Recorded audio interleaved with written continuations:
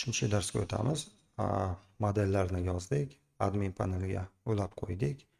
Endi viewslarni yozishga o'tamiz. Viewslar products ichida views.py.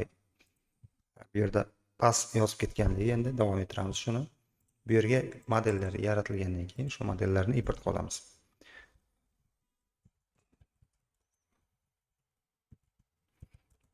From models ichida hamma modellarni import qilaman. Product bor, category bor. Yana order bilan order item hozircha import qilmay turaman. Hozir endi product. Demak, product uchun biz modeldan olishimiz kerak produktlarni. Produktlar mahsulotlar admin paneldan birinchi qo'shib olishimiz kerak. 4 ta 5 ta produkt qo'shib olamiz. Keyin shularni chiqaramiz. Hozircha men view ni tugatib qo'yaman. Birinchi yozamiz, kategoriyani olamiz. Kategoriya deymiz. Kategoriya deyman. Bu yerga hozircha hech narsa yozmay turamiz. None turamiz.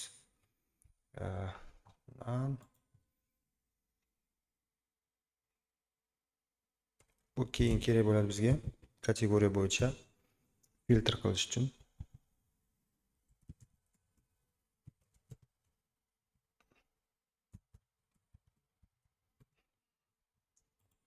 Demak, kategoriyalar, hamma kategoriyalarni olish uchun nima qilamiz? Kategoriya deymanda, kategoriya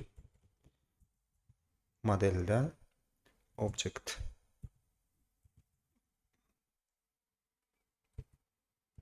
objects all hamma kategoriyalarni chiqarib olaman. Endi produktlarni xuddi shunday produkt. Demak, kategoriya emas, categories deyman. Kategoriyalarni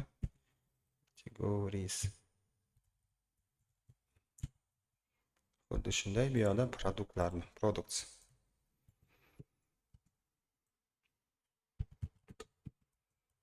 Product modeli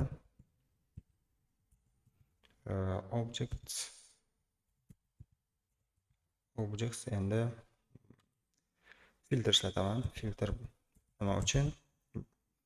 Mavjudlarni chiqarib olish uchun bizda maxsus maydon bor.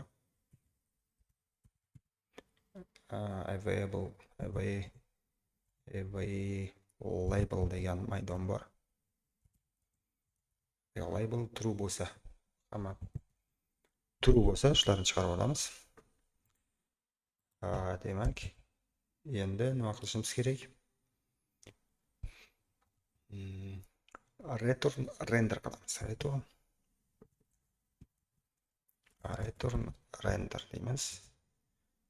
Render nima qilib beradi bizga? Shablonni qaytaradi. Request o'zi, keyin products degan template ichida products degan papka yaratamiz. Products ichida nima bo'ladi? List bo'ladi. Menimcha list html bo'ladi. Keyin shu yerga nimani yuboramiz? Ikkita narsa yuboramiz. Products bilan kategoriya yuboramiz. Kontekst orqali yuboriladi. Kontekstni men alohida yozib olaman. Shu yerda uzun bo'lib ketmasligi uchun. Kontekst deymanda. Shu yerga kontekst o'zgaruvchini yarataman.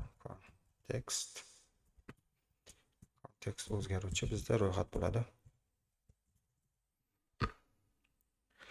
Ro'yxat emas, lug'at bo'ladi. Lug'atga qilamiz.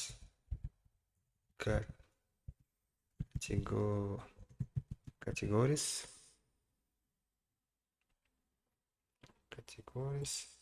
Ya, buni ham yuboraman filtrlash uchun.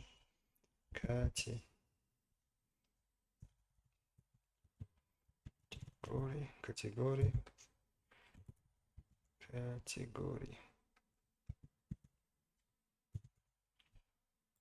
birinchi. Keyin ikkinchisi categories.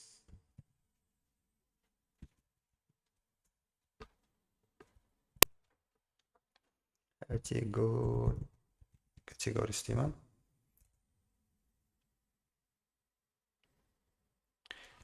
Demak, categories negadir xato ko'rsatyapti bizda. Ikkita nuqta qolib ketibdi. Endi qoldi products qoldi.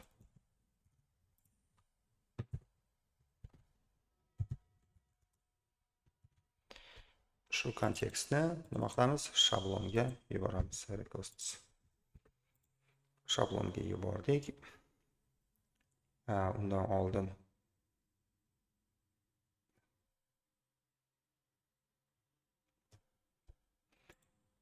endi product list bu, produktlar ro'yxati bu.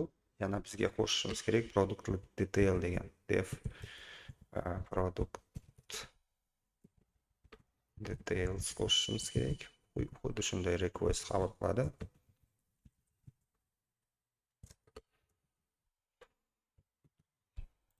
Demak, mana bu produktlarning ichida bizda bor.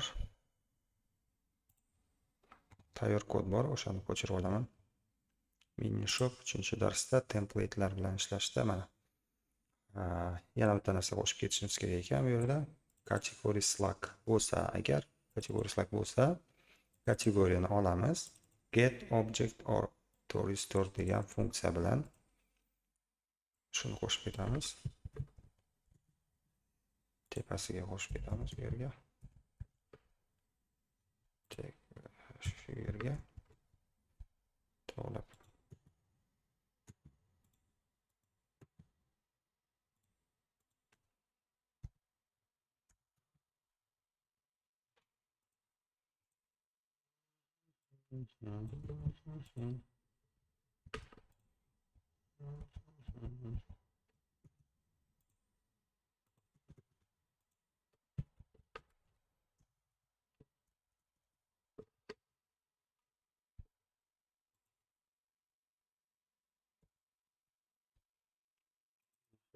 buni import qilamiz. Render.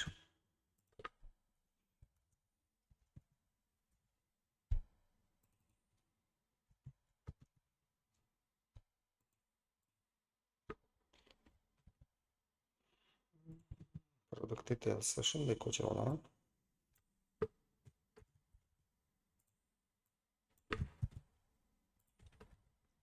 Demak, viewlar tayyor bo'ldi. Viewslar bizda tayyor bo'ldi. Endi qarang, viewslar tayyor bo'ldi. Product listni ishlatib ko'ramiz hozir. Product list ochilganda bizda URLs to'g'rilab ketishimiz kerak. URLs by URL patterns s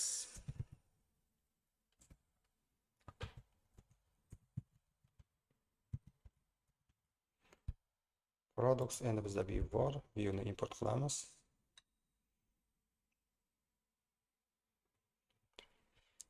Demak, view bor bizda. View from views from import views qilaman. Import views. Yana bitta narsa qo'shib ketaman. App name degan. App name.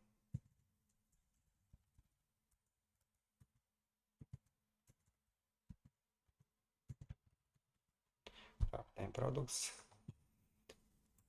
Demak, products. Endi views import qilamiz. Views ichida nima bor bizda? Views ichida product list degan funksiyamiz bor. Product list funksiyani yozamiz. Name berib ketamiz. Name list deb qo'yaman. List. Name list bo'ladi. Hozircha shuni ishlash kerak. Endi products URL ga o'tganda nima qilish kerak? Products URL ga o'tganda bizda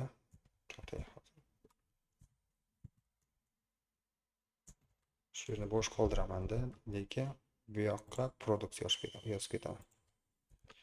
to'g'ri bo'ladi. Paste deyman. Products URL qo'shishim kerak bu yerda. Import include bilan.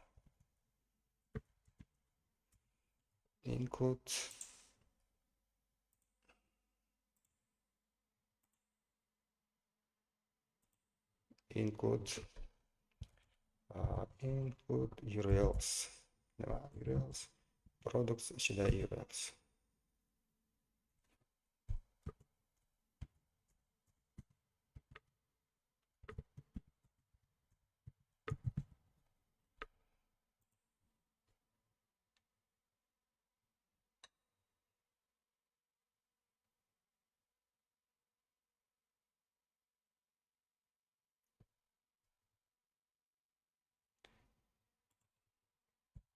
Çabalımız bir tane. Products ichida URLs. Demek bu yerga namespace qilaman. Namespace products bo'ladi.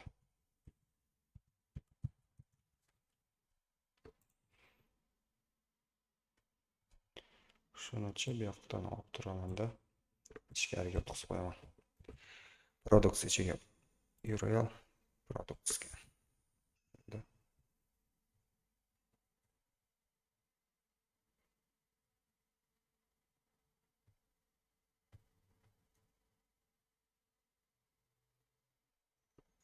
Endi products hozir ishlatib ko'ramiz. Server bizda ishlab turibdi. Saytni ochamiz. Saytni ko'rishga o'tamiz. Endi hozircha mana products bor. Productsga o'tamiz. Products bor, lekin template yo'q bizda. Template products degan template qo'shib ketishimiz kerak bu yerda. Demak, template ichiga o'taman. Yana bitta papkaga o'taman. Products degan. Mana products ochishim, mana bizda bo'lishi kerak render products ichida list html bo'lishi kerak. Mana template'lar bor, shu template'ni olaman.